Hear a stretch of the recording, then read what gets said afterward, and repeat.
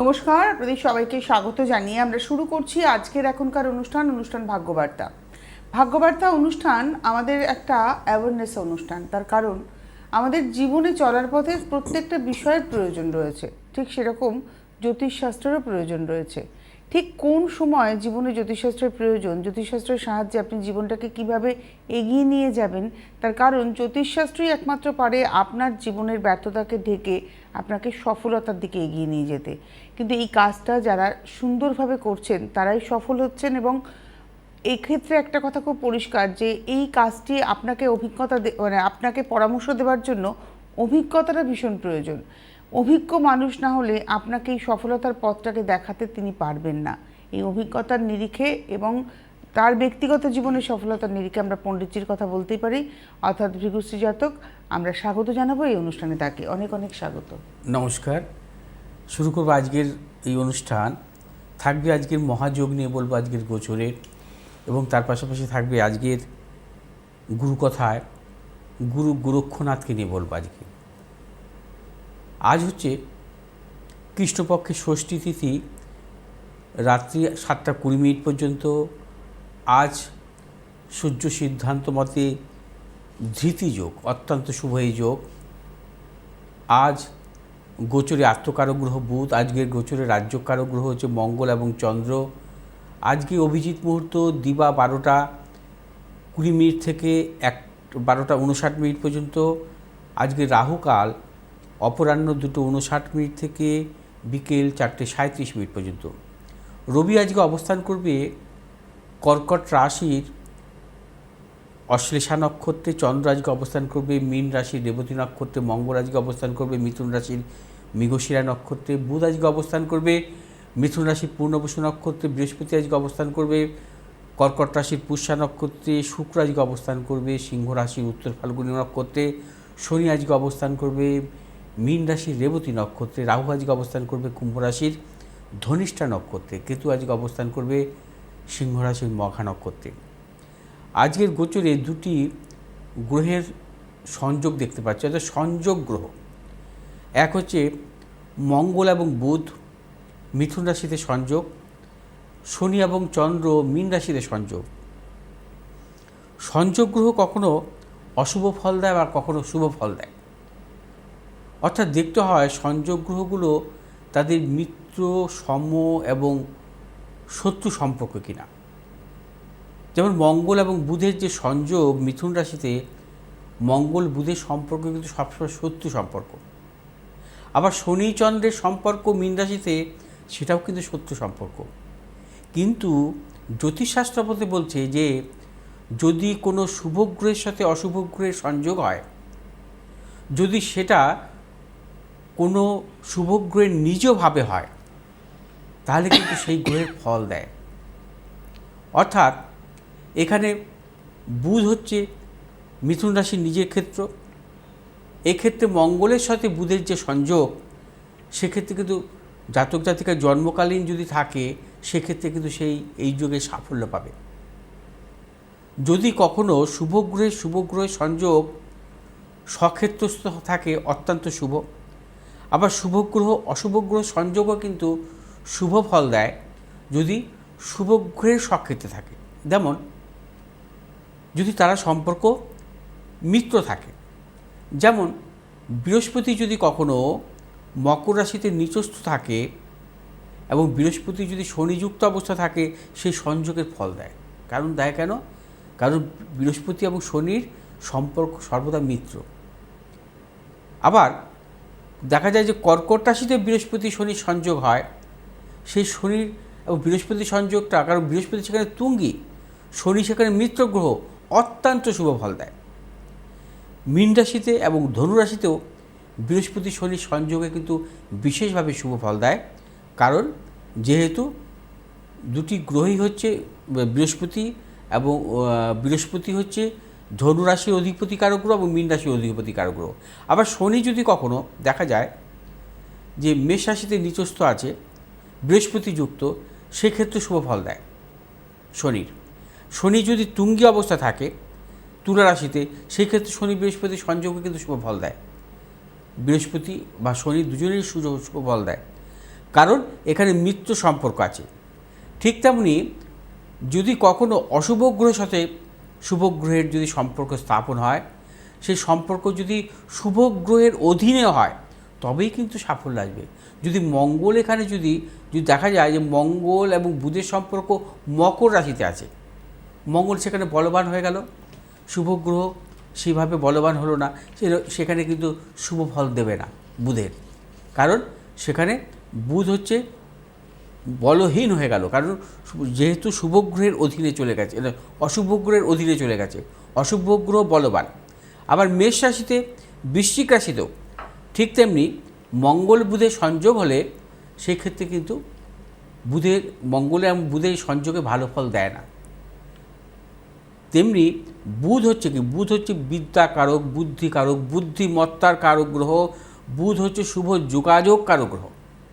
আর মঙ্গল হচ্ছে আপনার সাহসী, মঙ্গল হচ্ছে উদ্যম, মঙ্গল হচ্ছে শুভ কর্ম। এবং মঙ্গল এবং এই বুধের সংযোগের ক্ষেত্রে জাতক জাতিকার জীবনে কিন্তু অত্যন্ত শুভ ফল আসে। বিশেষ করে যদি বুধ এবং মঙ্গলের মিথুন রাশিতে সংযোগ হয় বা কন্যা রাশিতে সংযোগ হয়, সেই জাতক জাতিকা দেখা যায় জীবনে সাফল্য আসে তার অত্যন্ত পরিশ্রমের দ্বারা তার জীবনে সাফল্য আসবে। অর্থাৎ শনিচন্দ্রের যে সংযোগটা হয়েছে, শনিচন্দ্রের সংযোগ হয়েছে রেবতী নক্ষত্রে। শনি রেবতী নক্ষত্র বুধের নক্ষত্রে থাকা অশুভ, চন্দ্র বুধের নক্ষত্রে থাকা অশুভ। অর্থাৎ এখানে কিন্তু নক্ষত্র দুটোই কিন্তু ভালো পায়নি, এবং শনিচন্দ্রের সংযোগও কখনো ভালো না। কারণ শনিচন্দ্রের সংযোগ হলে আমরা যেটাকে বলি বীজ দোষ। শনিচন্দ্রের সংযোগ অত্যন্ত খারাপ, মানসিক অস্থিরতা আসে, জাতক জাতিকার শ্লেষা সংক্রান্ত সমস্যা আসে, নানা রকম সমস্যা বা শ্বাসকষ্টের রোগ আসে তাদের জীবনে। শনিচন্দ্রের সংযোগ ভীষণভাবে অশুভ যদি তাদের অশুভ নক্ষত্রে, অশুভ ক্ষেত্রে হয়। অর্থাৎ যদি দেখা যায় তুলা রাশিতে শনিচন্দ্রের সংযোগ হলো, সেটাও অশুভ। অর্থাৎ দেখা যায় যে কুম্ভ রাশি বা মকর রাশিতে শনিচন্দ্রের সংযোগ হলো, সেটাও অশুভ। কারণ শনি এবং চন্দ্রের সম্পর্ক সবসময় শত্রু সম্পর্ক। এবং শনি যদি এখানে বলবান হয়ে যায়, চন্দ্রযুক্ত হয়, তাহলে কিন্তু চন্দ্র প্রচণ্ডভাবে অশুভ ফল দেয়, তার শারীরিক সমস্যা আসতে বাধ্য, আসবেই। যদি কখনো কোনো জাতক জাতিকা দেখা যায় যে শনিচন্দ্রের মকর রাশিতে হয়েছে শ্রবণা নক্ষত্রে, কারণ চন্দ্রের নক্ষত্রে জন্মগ্রহণকারী জাতক জাতিকাদের কিন্তু সারা জীবনই শ্লেষা সংক্রান্ত সমস্যা আসে। সেই চন্দ্র এবং শনির যদি সংযোগ স্থাপন হয় মকর রাশির শ্রবণা নক্ষত্রে, সেই জাতক জাতিকার সারা জীবন অ্যালার্জি, শ্বাসকষ্ট বা নানাবিধ শ্লেষাজনিত সমস্যা কিন্তু ভুগতে বাধ্য সে। অতএব গ্রহগুলোর সংযোগ কখনো শুভ ফল আসে, গ্রহের সংযোগ কখনো অশুভ ফলও আসে। শুভ গ্রহের সংযোগ যে সর্বদা শুভ ফল দেবে, এটা ভুল। আবার শুভ গ্রহের অশুভ গ্রহের সংযোগ যে সবসময় শুভ ফল দেবে, এটাও ভুল। অর্থাৎ এটাকে নির্ভর করে কখনো গ্রহের অবস্থানের উপর, গ্রহগুলো কোন ঘরে অবস্থান করছে এবং তার পাশাপাশি কোন নক্ষত্র অবস্থান করছে, সেটার উপর কিন্তু নির্ভর করবে গ্রহ সংযোগের ফল। গ্রহ সংযোগের ফল সর্বদা জাতক জাতিকার জীবনে শুভ ফল দেয় না। আচ্ছা, আজকে রাশিফল নিয়ে মেষ রাশি জাতক জাতিকাদের ক্ষেত্রে আজকের দিনটি কিন্তু নানাবিধ প্রতিকূলতা। মেষ রাশি জাতক জাতিকা সর্বক্ষেত্রে সতর্কতা অবলম্বন করবেন।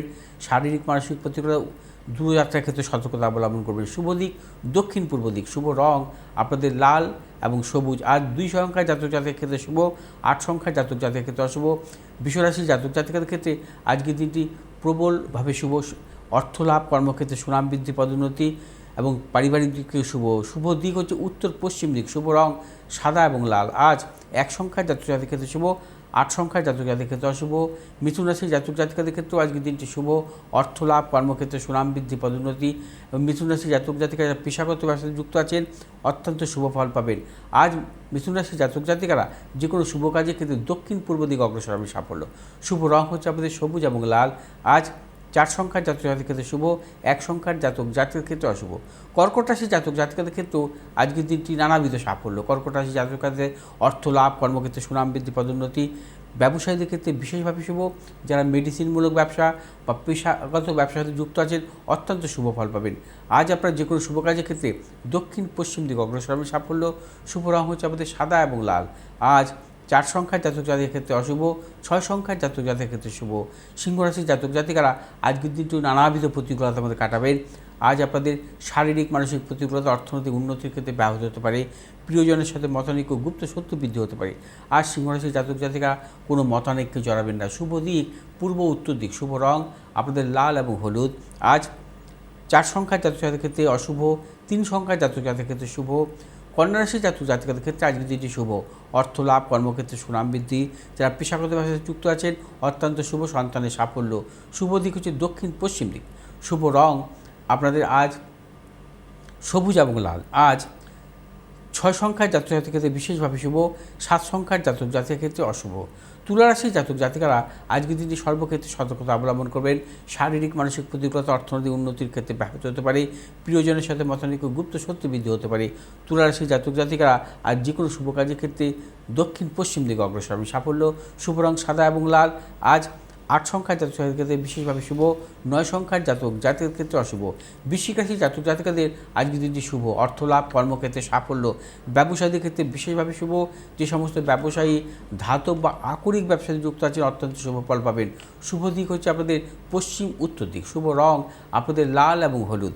আজ 7 সংখ্যার জাতক জাতিকের ক্ষেত্রে বিশেষভাবে শুভ, 8 সংখ্যার জাতক জাতিকের ক্ষেত্রে অশুভ। ধনুরাশির জাতক জাতিকারাও আজকের দিনটি নানাবিধ সাফল্য পাবেন। ধনুরাশির জাতক জাতিকাদের আজ অর্থ লাভ, কর্মক্ষেত্রে সুনাম বৃদ্ধি, পদোন্নতি, সন্তানের সাফল্যের প্রবল যোগ। দূরযাত্রার ক্ষেত্রে সাফল্য পাবেন। ধনুরাশির জাতক জাতিকারা আজ যে কোনো শুভ কাজের ক্ষেত্রে দক্ষিণ পূর্ব দিকে অগ্রসর হবেন সাফল্য। শুভ রং হচ্ছে আপনাদের হলুদ এবং লাল। আজ 7 সংখ্যার জাতক জাতিকের ক্ষেত্রে শুভ, 6 সংখ্যার জাতক জাতিকের ক্ষেত্রে অশুভ।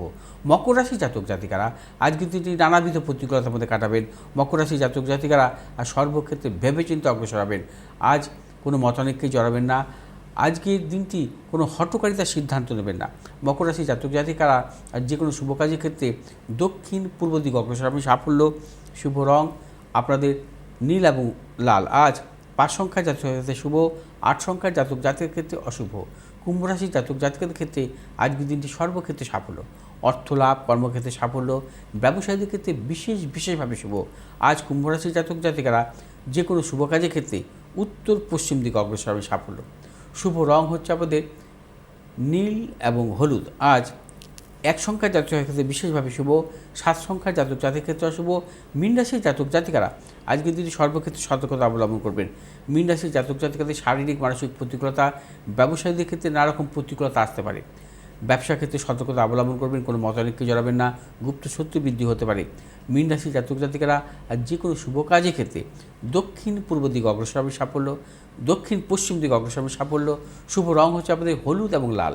আজ 9 সংখ্যার জাতক জাতিকের ক্ষেত্রে বিশেষভাবে শুভ, 3 সংখ্যার জাতক জাতিকের ক্ষেত্রে অশুভ।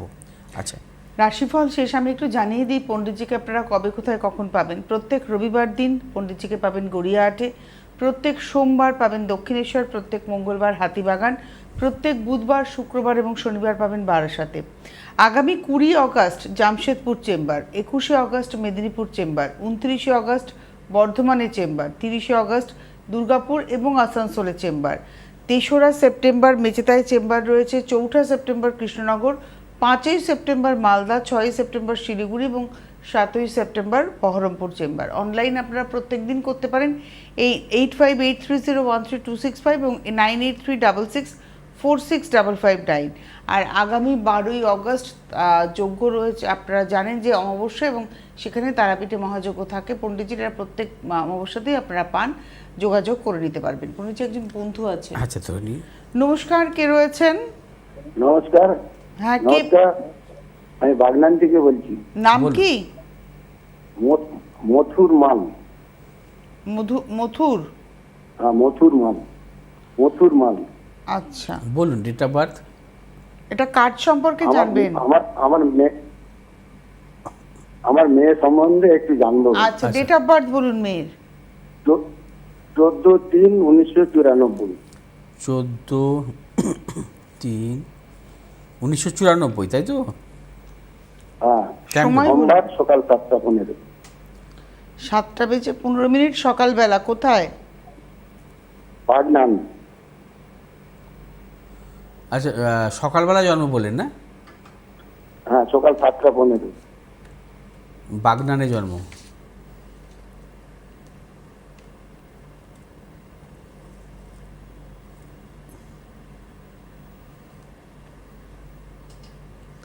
আচ্ছা, আপনার মেয়ের জন্মবার হচ্ছে সোমবার, তাই তো? সোমবার জন্ম তো? সোমবার দিন। আচ্ছা, হ্যাঁ, সোমবার। মীন লগ্ন, মীন রাশি ওর, রেবতী নক্ষত্র, দেবগণ, এগুলো জানতেন? মীন লগ্ন, না, মীন আমি রাশি, জানি না। রেবতী নক্ষত্র, দেবগণ। আচ্ছা, জন্মছক অনুযায়ী কিন্তু ওর বৃহস্পতি গ্রহ জন্মকালীন রেট্রোগেট অবস্থায় ছিল। একটু জন্মছকে আমি আসছি।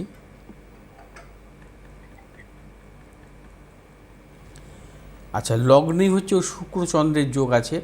শুক্র হচ্ছে তুঙ্গি, আর বৃহস্পতি শুক্রের ক্ষেত্র বিনিময় যোগও আছে। রবি, বুধ, মঙ্গল, শনি ও লগ্নের দ্বাদশভাবে অবস্থান করছে। সপ্তম, অষ্টম, নবমপতি, ভাগ্যপতি কারক গ্রহ হচ্ছে মঙ্গল, শনি যুক্ত দ্বাদশে, এবং তার পাশাপাশি কর্মপতি কারক গ্রহ হচ্ছে ওর জন্মছকে অষ্টমভাবে অবস্থান করছে। আর আরেকটু দেখে নেব আমি, যেহেতু রবির সাথে বুধ, মঙ্গল এবং শনি যুক্ত অবস্থায় আছে, এই গ্রহগুলো কেউ কম্বাস্ট হয়েছে কিনা। রবি হচ্ছে ওর জন্মছকে 29 ডিগ্রিতে ছিল, বুধ হচ্ছে 2 ডিগ্রিতে ছিল, শনি হচ্ছে 11 ডিগ্রিতে ছিল, অর্থাৎ মঙ্গলও 11 ডিগ্রিতে ছিল, অর্থাৎ কোনো গ্রহই কিন্তু সেভাবে কম্বাস্ট হয়নি। আচ্ছা, এখন বর্তমান মহাদশাটা দেখে নিচ্ছি।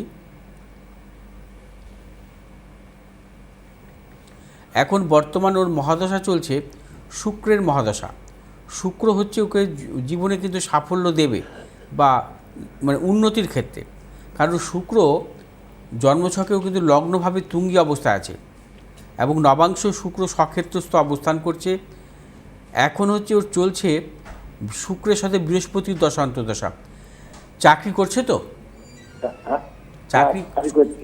আচ্ছা, আর কর্মজীবন সংক্রান্ত 2027 সালের ডিসেম্বর পর্যন্ত অত্যন্ত ভালো, কারণ শুক্র বৃহস্পতির দশান্তর্দশা। এখন যদি কখনো কোনো গ্রহ ক্ষেত্র বিনিময় করে, অর্থাৎ ওর জন্মছক অনুযায়ী কিন্তু শুক্র বৃহস্পতির ক্ষেত্র বিনিময় যোগ আছে।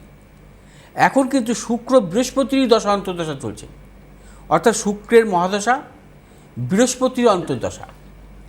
এই শুক্র বৃহস্পতির দশা অন্তর্দশা ওর জীবনের কিন্তু সেরা সময়। আমি জানি না কোথা থেকে আসবে, কিন্তু জীবনে এই সময়টা খুব ভালো পাবে।